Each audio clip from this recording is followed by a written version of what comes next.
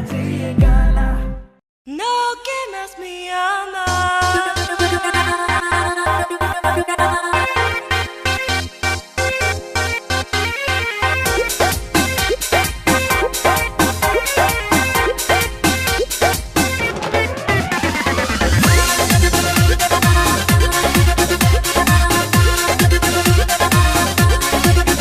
लइका तोहर नियन तो कहाला छिछोरा लइके शादी शुदा होके भकुआर डाले डोरा।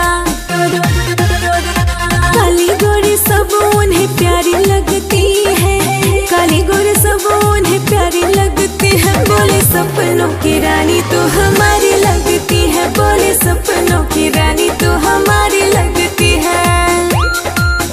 देखी जिकरा के दिलवा में हलचल होके, चाहे देखे के जिकरा के पल पल होके। प्यार की जिसको बीमारी लगती है, प्यार की जिसको बीमारी लगती है, उसे दो बच्चों की माँ भी कुंवारी लगती है, उसे दो बच्चों की माँ भी कुंवारी लगती है।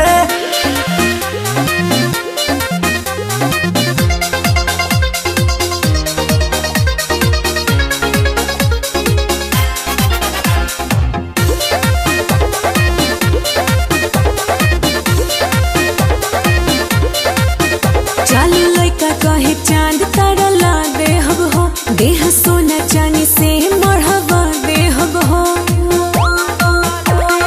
धोखा देने की ये तैयारी लगती है, धोखा देने की ये तैयारी लगती है। बोले सपनों की रानी तो हमारी लगती है, बोले सपनों की रानी तो हमारी लगती है।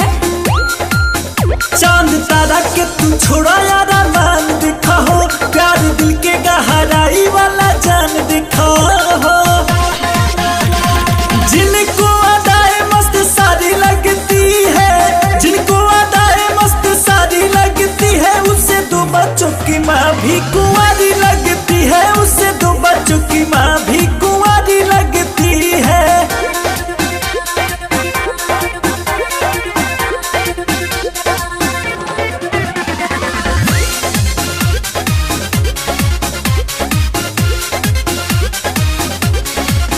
मीठे मीठे बतिया के लइका करे झोल झाल, झूठे कर के बड़ाई दादा पूछे हाल चाल।